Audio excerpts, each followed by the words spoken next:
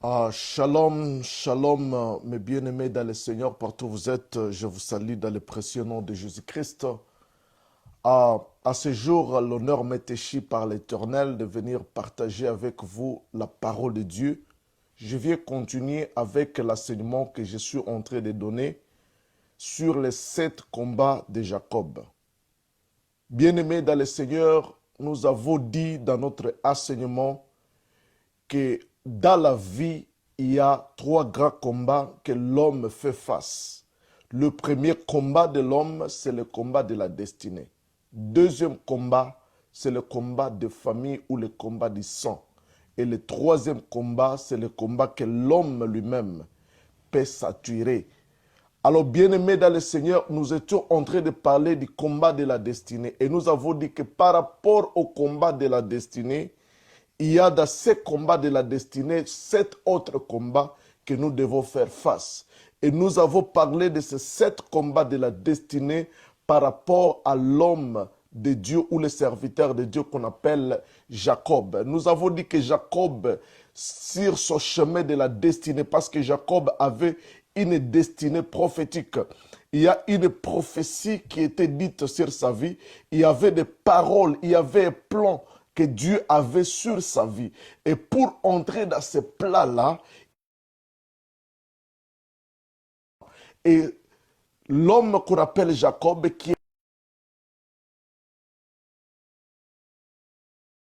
a vaincu tous ces 7 combats. Voilà pourquoi son avenir a été assuré. Cet homme était d'abord lui-même Israël comme une personne. Il est devenu Israël comme 12 tribus. Israël comme nation et a fait aujourd'hui, il y a un pays qu'on appelle Israël. Tout ça, ça a commencé avec l'homme qu'on appelle Jacob. Alors cet homme de Jacob, il a combattu 7 combats. Et les 7 combats de Jacob sont des combats que chaque enfant de Dieu doit combattre. Parce que toi aussi, en tant qu'enfant de Dieu, il y a une destinée sur ta vie. La Bible dit que ce qu'il a choisi, ce qu'il a choisi, ce qu'il a prédestiné plutôt, il les a appelés. Et ce qu'il a appelé, il les a glorifiés. Bien-aimé dans le Seigneur, il y a un destin sur ta vie. Il y a une destinée prophétique sur tout enfant de Dieu. Et d'ailleurs, la Bible dit ceci dans le livre de Jérémie: je connais le plan que j'ai formé pour vous. C'était plan de paix et non de malheur, afin de vous donner un avenir meilleur. C'est-à-dire, il y a un plan de Dieu sur ta vie. Dieu t'a prédestiné à Jésus-Christ pour vivre ses merveilles, pour vivre sa grandeur, pour to enjoy the life. Mais pour arriver à ta destinée et saisir ta destinée et jouir de ta destinée, bien-aimé, il y a un combat. Retenez ceci, bien-aimé, la vie, c'est un combat. Si la Bible dit ceci, que lorsque nous arriverons au ciel, nous serons couronnés, et tu ne peux pas recevoir une couronne sans combattre. C'est-à-dire, si nous recevrons les couronnes dans les cieux, c'est-à-dire il y a un combat que nous devons faire face sur la terre. Alors, nous avons dit dans notre première vidéo que le premier combat de Jacob était le combat que Jacob avait fait quand il était encore dans le sein de sa maman. Là, nous sommes dans Genèse chapitre 25, verset 21 jusqu'à 24. La Bible dit qu'Isaac implora l'Éternel en faveur de sa femme, car sa femme était stérile, et Dieu exauça la prière, et sa femme devait enceinte. Alors pendant la grossesse, Rebecca, la femme d'Isaac, sentait que les enfants se heurtaient dans le ventre. Il y avait comme un combat, comme une guerre qui se faisait dans le ventre. Et quand il a imploré l'Éternel, et l'Éternel lui a dit, dans ton ventre, il y a 2 nations, il y a 2 peuples. Et il a dit, celui qui sortira le premier sera assujetti par le dernier. C'est-à-dire, celui qui sortira le premier sera petit, mais celui qui sortira le dernier sera grand. C'est-à-dire, c'était quand ils étaient dans le ventre, il y avait d'abord le premier combat, parce que la Bible dit que les enfants se heurtaient.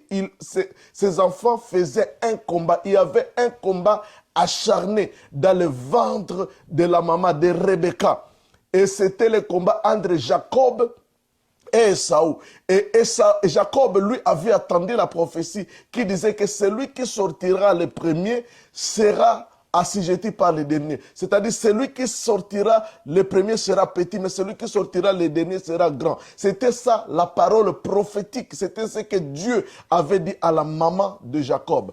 Alors, bien-aimé dans le Seigneur, les combats avaient continué dans le ventre, et celui qui était sorti le premier, c'était Esaü. C'est-à-dire, il va être petit. Mais celui qui est sorti le dernier, c'était Jacob. Jacob avait réussi à chasser à chasser son frère Esaü le premier. Parce qu'il ne voulait pas qu'il soit lui qui sort le premier. Parce que s'il sortait le premier, ce serait lui qui serait petit. Mais pour devenir grand, pour dominer, pour assujettir l'autre, il a fallu que tu sors le dernier. Alors Jacob a chassé, il a réussi à chasser son frère du ventre de sa maman. Et Esaü est sorti premier.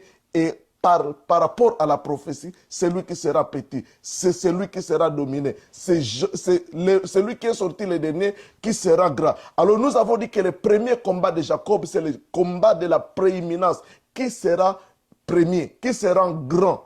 Le combat de la domination. Qui va dominer l'autre? Alors celui qui va dominer l'autre, c'est celui qui va sortir le dernier. Et Jacob a chassé son frère, il est sorti le premier et lui est sorti le dernier. Et nous avons dit que ce premier combat, c'était un combat qui s'est fait dans le ventre. Le ventre, c'est le domaine invisible. Le ventre, c'est le domaine spirituel. C'est le domaine que l'on ne peut pas voir aux yeux de l'homme. Alors là, nous avons typifié par rapport à notre combat de la destinée que le premier combat de Jacob, le combat spirituel. Alors nous avons dit que pour faire dans le chemin de la vie, dans le chemin de la destinée, tu dois faire face au combat spirituel. C'est le premier combat que tu dois vaincre. Si tu es vaincu dans le spirituel, ici dans le monde physique, tu seras aussi vaincu.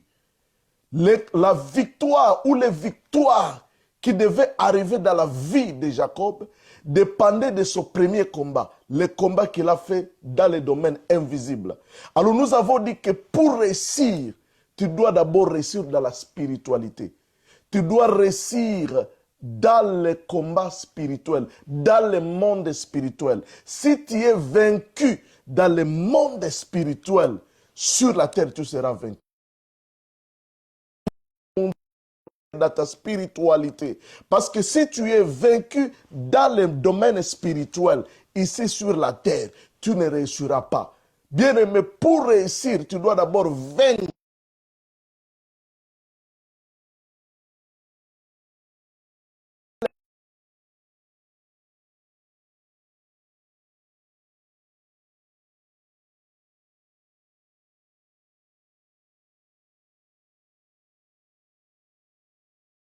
Mais souvenez-vous quand on avait décidé dans le ciel que Dieu avait autorisé à Satan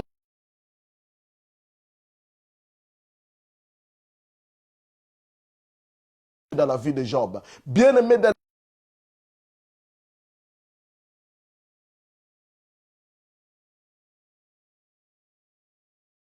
prendre le contrôle de ta spiritualité. Si tu es vaincu dans le spirituel,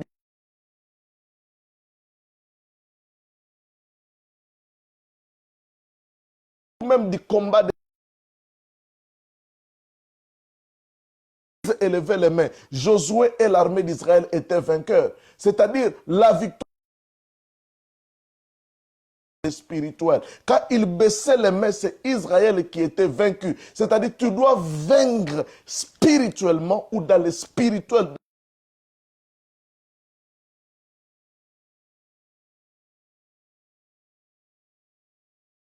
Parce que nous en avons déjà parlé. Alors, le deuxième combat de Jacob, c'était le combat du droit d'aînesse. Bien sûr, celui qui est sorti le premier, c'était Esaü. Mais la prophétie a dit que celui qui sortira le dernier, c'est celui qui sera premier. C'est celui qui aura la prééminence. C'est celui qui aura la domination. C'est celui qui sera grand. Mais aux yeux des hommes, celui qui avait le droit d'aînesse, c'est celui qui est sorti le premier. Les gens n'étaient pas là dans le vendre, ils ne savaient pas ce qui s'est passé. Mais la maman qui est Rebecca, elle savait le secret. Mais tout le monde savait que c'est lui qui a le droit de naître par rapport à leur coutume, mais c'était celui qui est sorti le premier. Alors, Jacob était là, il devait maintenant faire un autre combat, le deuxième combat, pour récupérer le droit de naissance. Et pour récupérer le droit de naissance, il devait le récupérer par un combat légal. Il a fallu que le droit de naissance lui soit accordé légalement, afin qu'il puisse mériter maintenant dans le troisième combat de recevoir la bénédiction du Père. Parce que celui qui recevra la bénédiction, c'est celui qui a le droit de naissance. Tandis que physiquement parlant, celui qui avait le droit de naissance, c'était son frère. Alors il a fallu spirituellement qu'il puisse récupérer le droit de naissance. Alors le deuxième combat de Jacob, c'est le combat des droits de naissance. Qui aura le droit de naissance afin de recevoir la bénédiction. Alors Jacob a combattu ce combat-là. Alors laissez-moi lire un peu dans la Bible. La Bible dit ceci dans Genèse, chapitre 25 toujours. Nous commençons au verset 27. La Bible dit, ses enfants grandirent et Saül devint un homme chasseur, un homme de champ. Mais Jacob fut un homme tranquille qui restait sous les tentes. Isaac aima Esaü parce qu'il mangeait du gibier et Rebecca aimait Jacob. Comme Jacob faisait cuire un potage, Esaü revint du champ accablé de fatigue. Et Esaü dit à Jacob, laissez-moi, je te prie, manger de ces roues-là, car je suis fatigué. C'est pour cela qu'on a donné à Esaü le nom de Dom. Jacob dit, vends-moi aujourd'hui ton droit de naissance. Esaü répondit, voici, je m'en vais mourir. À quoi me sert ce droit de naissance? Et Jacob dit, jurez-le-moi d'abord. Et il le jura, et il vendit son droit de naissance à Jacob. Alors Jacob donna à Esaü du pain et du potage de lentilles. Il mangea et but, puis se leva et s'en alla. C'est ainsi que Esaü méprisa le droit de naissance. Jacob a grandi. La Bible dit que ses enfants grandissent. Esaü était chasseur, mais Jacob était un homme tranquille. La Bible dit qu'il demeurait dans les tentes. Amen. Il demeurait dans les tentes. Alors je vais vous donner le secret de la victoire, comment Jacob a réussi à vaincre le deuxième combat pour récupérer le droit de naissance, pour que le droit de naissance lui soit accordé légalement. La Bible dit ceci premièrement, que Jacob demeura dans les tentes, dans la maison. La maison, si vous lisez dans Timothée, la Bible dit l'église, c'est la maison de Dieu. Si tu veux vaincre les combats du droit de naissance ou les combats de tes droits, tu dois apprendre à demeurer dans la maison de l'Éternel. Tu dois apprendre à demeurer dans l'église. Tu ne dois pas être un vagabond spirituel. Un vagabond spirituel, c'est celui qui est toujours ici, ça et là, entre les mains des prophètes, des évangélistes et des docteurs sur TikTok, recevant ceci, cela, mais un homme qui a besoin d'aller très loin dans la vie, il doit avoir une église locale, une maison où il doit demeurer. Il doit rester tranquille. Ce n'est pas un vagabond, ce n'est pas un pèlerin et voyageur et touriste ecclésiastique. Tu dois avoir une maison. La Bible dit qu'il demeura dans la maison. Ça, c'était son premier secret. Il a resté dans la maison. Deuxième secret, à côté de sa maman. De sa maman, il recevait les enseignements. Il recevait les instructions de sa mère. La Bible dit, si vous lisez dans... J'aime bien la Bible. Si vous lisez dans la Bible, je pense que c'est dans les livres de Proverbes chapitre 1 verset 8. La Bible dit, ne méprisez pas l'instruction de ton père et l'enseignement de ta maman. La maman a l'enseignement. Mais quelle est cette mère-là qui a l'enseignement? Cette mère-là où Rebecca, c'est l'image des hommes de Dieu. C'est l'image des prophètes. C'est l'image des apôtres. C'est l'image des évangélistes. C'est l'image des pasteurs. C'est l'image des docteurs dans une église locale. Ces hommes sont établis par Dieu pour te donner des enseignements. Ce sont eux qui ont le secret du Père, le secret de Dieu sur ta vie. Parce que celui qui avait le secret de Jacob, c'était sa maman. C'est sa maman qui savait ce que Dieu avait dit sur son enfant. Alors si tu veux réussir dans la vie, tu dois être au pied d'un homme de Dieu, au pied des serviteurs de Dieu. Tu dois être d'abord dans une église locale et dans cette église locale, tu dois être au pied de l'homme de Dieu, le serviteur que Dieu a établi. Tu dois avoir un père spirituel.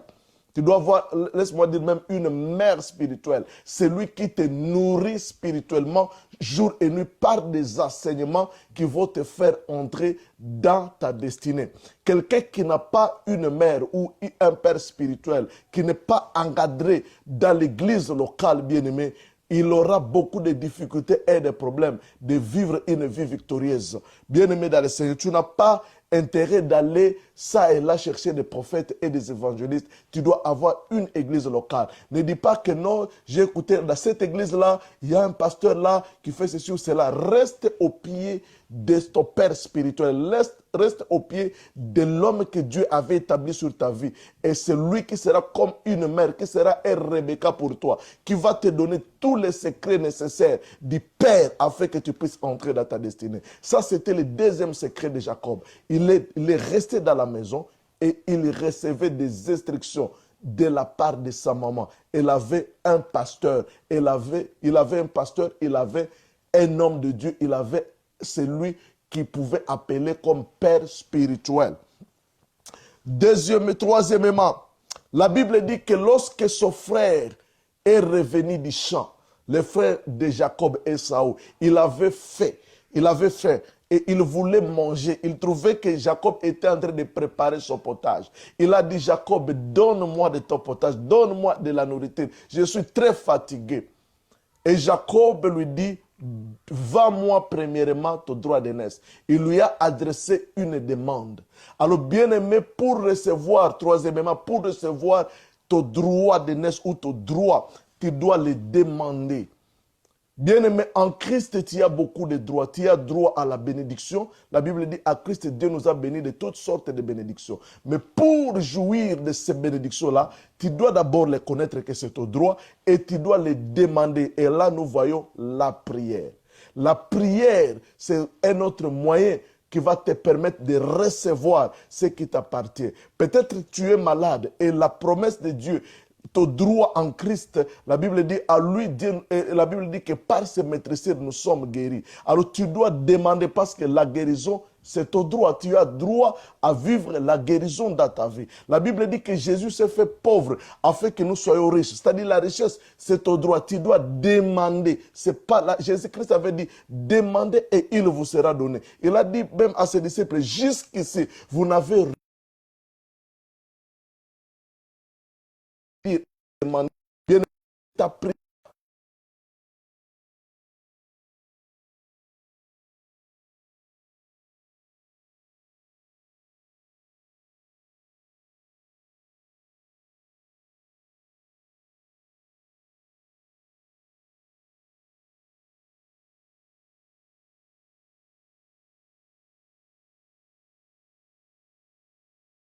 Nous voyons la prière et les jeûnes.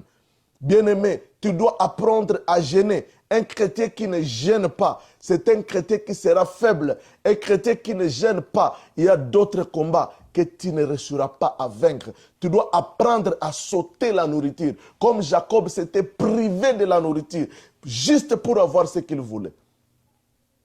J'étais dans un problème, dans une difficulté, ici au mois de février 2026. Je suis entré dans la prière de 14 jours. Après cette prière-là, j'ai vu beaucoup de choses se décanter.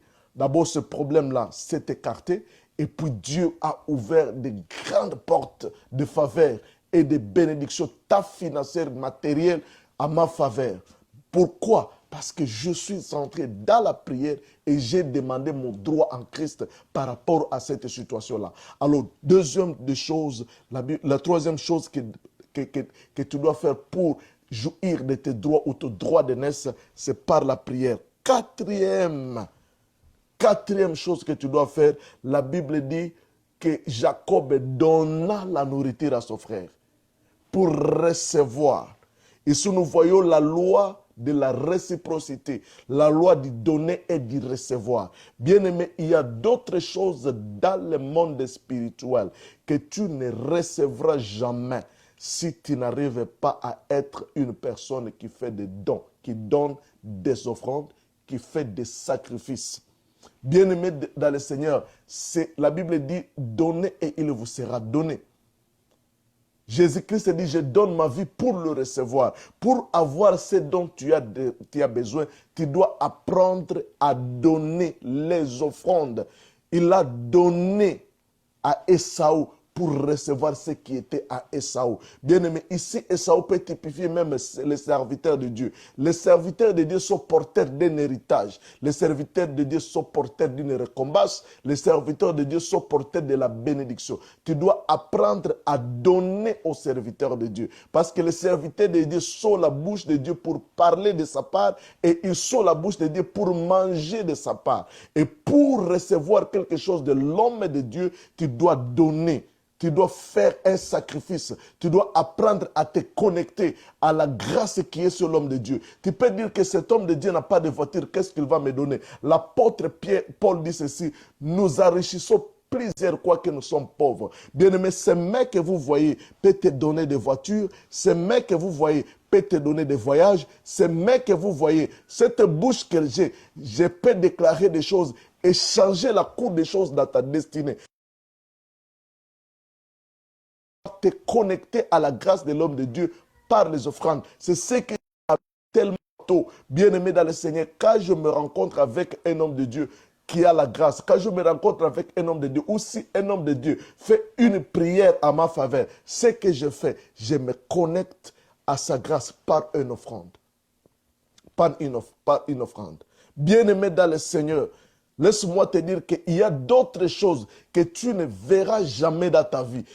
D'autres exploits que tu ne verras jamais dans ta vie si tu n'apprends pas à être un homme qui donne. Souvenez-vous, bien-aimé, même que les offrandes peuvent te donner la victoire sur tes ennemis. Si tu lis dans Juge chapitre 20, à partir du 18e verset, Juge chapitre 20, il y avait un problème en Israël. Israël 11 tribus devaient aller combattre contre une seule tribu, la tribu de Benjamin.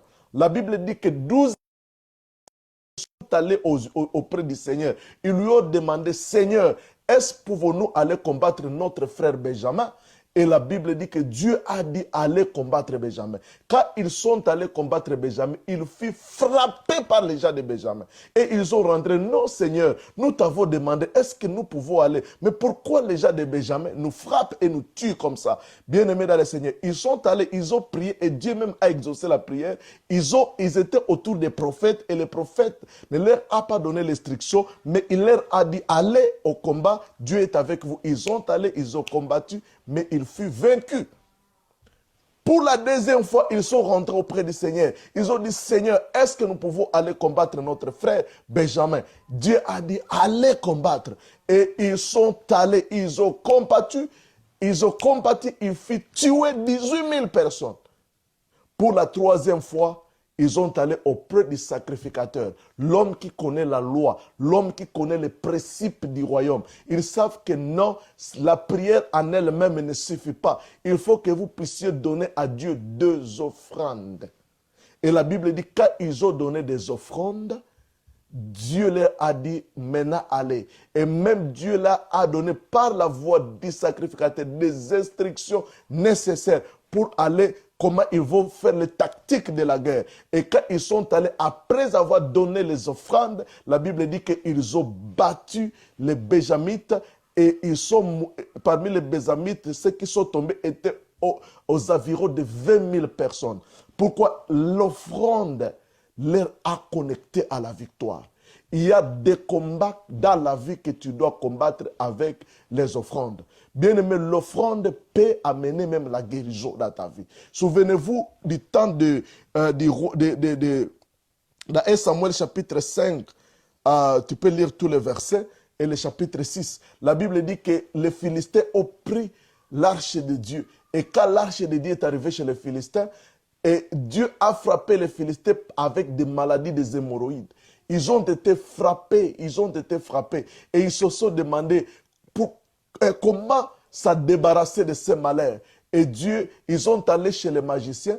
Et les magiciens ont dit, non, pour se débarrasser de ces malheurs, vous devez retourner l'arche de Dieu dans ce pays. Mais tout ce que vous devez faire pour que ces maladies puissent s'éloigner de vous, vous devez d'abord donner les offrandes à l'arche, au Dieu d'Israël. La Bible dit qu'ils ont pris les sacrifices et les offrandes, ils ont donné à Dieu dans l'arche de l'alliance et ils ont dit que nos maladies entrent dans ces offrandes. Et quand ils ont donné, les maladies se sont éloignées. Bien aimé, il y a d'autres choses, rien que par ton offrande, les choses peuvent s'ouvrir dans ta vie. C'est ainsi que Jacob a récupéré son droit d'aînesse.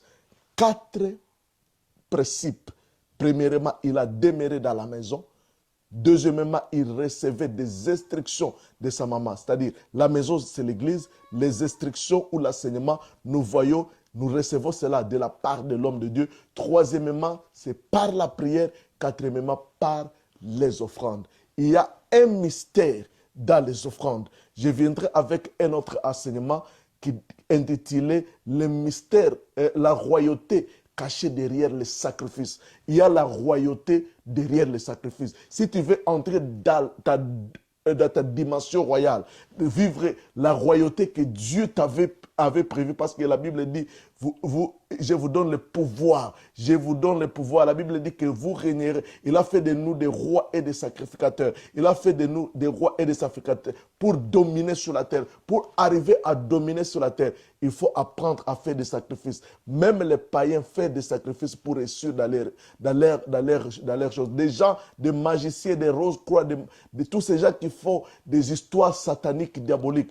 Pour arriver à des niveaux supérieurs, il faut des sacrifices. Nous aussi, nous devons apprendre à venir à l'autel de la croix, au pied de Jésus par ses serviteurs, à donner des offrandes pour vivre la bénédiction. Voilà le deuxième combat de Jacob. Deuxième combat de Jacob, c'est le combat du droit d'aînesse. Que Dieu te bénisse. Nous allons venir avec le troisième combat. Père, aide à ton enfant qui écoute ce message à apprendre à demeurer dans ta maison, à demeurer dans ta parole qui est enseignée par tes serviteurs, à avoir une vie de prière et à savoir donner des offrandes.